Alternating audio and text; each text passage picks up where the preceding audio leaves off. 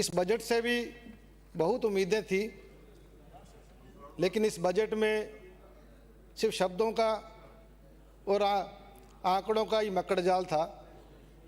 Budget पेश हुआ, किसानों को, नौजवानों को और आम आदमी को बड़ी निराशा ही हाथ लगी। इससे पूर्व भी वित्त मंत्री जी ने 2 बार बजट पेश किया, बहुत बड़ी बड़ी घोषणाएं की, बड़े बड़े होर्डिंग लगाए, लेकिन धरातल पर जनता को कुछ नहीं मिला। कुछ ऐसी घोषणाएं हैं मेरे गंगानगर की जो आपके माध्यम से मैं सदन को बताना चाहता हूं। श्री गंगानगर में कैंसर हॉस्पिटल की घोषणा की थी जो आज तक शुरू नहीं हुई। अनूपगढ़ में जिला परिवहन कार्यालय की घोषणा की थी जो अभी तक नहीं बनी। कोटपुतली एक्सप्रेस हाईवे की डीपीआर तक नहीं बनी। सैनिक स्कूल की घोषणा की थी, उसका काम शुरू नहीं हुआ। मेरी विधानसभा में सड़कों की घोषणा की थी जो अभी तक अधूरा पड़ा है, काम शुरू नहीं हुआ। गैसिमपुर में एक स्टेडियम की घोषणा की थी, लेकिन बाद में मुझे सरकार द्वारा एक पत्र लिखा गया कि आप आधे पैसे विधायक मद से दीजिए। वो काम भी अधूरा पड़ा है, शुरू नहीं हुआ। एक पुरानी हमारी बीकानेर कनाल है जिसके लिए 300 करोड़ की घोषणा की गई, लेकिन उसकी भी आज तक डीपीआर तैयार नहीं हुई। माननीय अध्यक्ष जी, इस सदन में हम सब अपने आप को किसान कहते हैं, किसान का बेटा कहते हैं। जब चुनावों में जाते हैं तो अपने आप को किसान के नाम से संबोधन करते हैं, लेकिन आज किसान के जो हालात हैं गंगानगर हनुमानगढ़ के, पिछले 2 सालों से किसान सिंचाई पानी के लिए संघर्ष कर रहा है, सड़कों पे आंदोलन कर रहा है। कुछ दिन पहले माननीय मुख्यमंत्री जी फिरोजपुर फीडर का पुनर्निर्माण करने के लिए गंगानगर आए थे। हमने उनसे समय भी मांगा, लेकिन समय दिया नहीं गया। उनको अवगत करवाना चाहते थे भी आप फिरोजपुर फीडर का पुनर्निर्माण तो कर रहे हो, लेकिन उस समय किसानों को पानी कहाँ से दोगे? वैकल्पिक व्यवस्था तो कीजिए पहले। लेकिन हालात आज ये है, वैकल्पिक व्यवस्था की नहीं, आज हमें पानी मिल नहीं रहा। उस पानी की वजह से गंगानगर हनुमानगढ़ की रबी की फसल पूरी खड़ी तैयार की बर्बाद हो रही है। माननीय अध्यक्ष जी, गंगानगर हनुमानगढ़ में हमारे कृषि मंत्री, उन्होंने कई जगह आके रेड मारी। नकली खाद बीज प्रकरण में उन्होंने कई लोगों को पकड़ा, लेकिन आज तक उस पर कोई कार्रवाई नहीं हुई। किसान आज असमंजस की स्थिति में है। ये मंत्री जी कह रहे हैं भी खाद बीज वो नकली है, तो असली खाद बीज हमें कहाँ से मिलेगा? स्प्रे हमें असली नहीं मिल रही। एमएसपी की खरीद सरकार बड़े बड़े दावे कर रही है, लेकिन हकीकत में एमएसपी की खरीद पर एक दाना भी किसान से नहीं लिया जाता। ऑनलाइन के नाम पर, क्वालिटी के नाम पर किसानों का माल रिजेक्ट कर दिया जाता है और किसान को मजबूरन आनन फानन में औने पौने भाव में बाज़ार में भाव बेचना पड़ता है। माननीय अध्यक्ष जी, पिछले 3 बजट से मैं माननीय मंत्री जी से मिला भी सिंचाई खाड़ों के लिए हमें बजट दीजिए, लेकिन ये सरकार इतना भेदभाव कर रही है।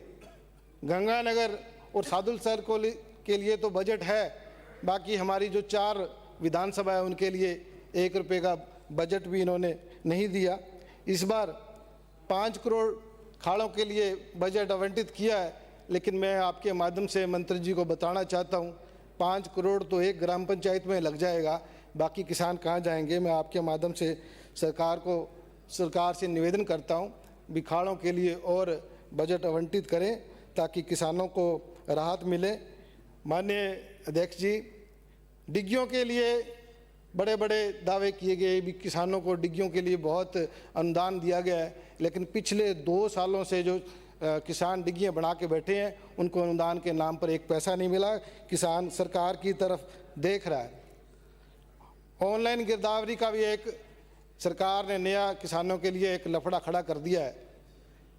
सरकार कहती है कि किसान प्रत्येक बीघे में जाके ऑनलाइन गिरदावरी करें, जो पॉसिबल नहीं है सर। किसान के पास एंड्रॉयड फ़ोन नहीं है, किसान के पास ग्रामीण क्षेत्र में रेंज नहीं है। तो मेरा आपके माध्यम से निवेदन है ये ड्यूटी पटवारी को लगाई जाए, ना कि किसान की लगाई जाए। मेरा आपके माध्यम से सरकार से ये भी एक निवेदन है, जो गंग नहर की और नहरें हैं जो आपने शादुल शहर के लिए तो रीलाइनिंग के लिए बजट आवंटित किया है, ये भेदभाव हमारे साथ क्यों किया जा रहा है? किसान आपसे बहुत उम्मीद करता है, तो आप जो बाकी और गंग नहर की नहरें बची है उसकी रीलाइनिंग के लिए बजट आवंटित करें।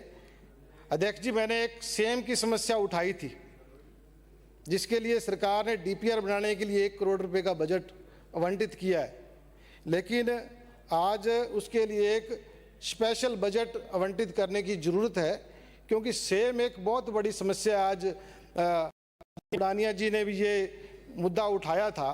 क्योंकि अगर सेम पर आज काम नहीं किया गया तो वाकई किसान बड़े चिंतित है, उस क्षेत्र में पलायन के अलावा कोई रास्ता किसानों के पास बचेगा नहीं।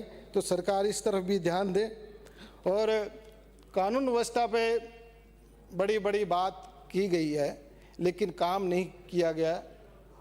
मेरा क्षेत्र अंतर्राष्ट्रीय बॉर्डर पर लगता है, पाकिस्तान के साथ लगता है, जहां आए दिन पाकिस्तान की तरफ से ड्रोन के माध्यम से नशा और हथियार आ रहा है, और बॉर्डर पर पूरी स्टाफ नहीं है, जिसकी वजह से आए दिन इस तरह की घटनाएं बढ़ती जा रही है।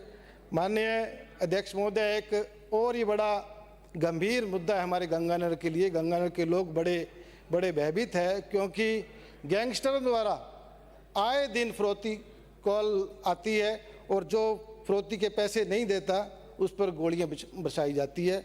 और ट्रैफिक व्यवस्था की बात करें, आए दिन सैकड़ों ही नौजवान साथी इस ट्रैफिक व्यवस्था की वजह से अपनी जान गंवाते हैं।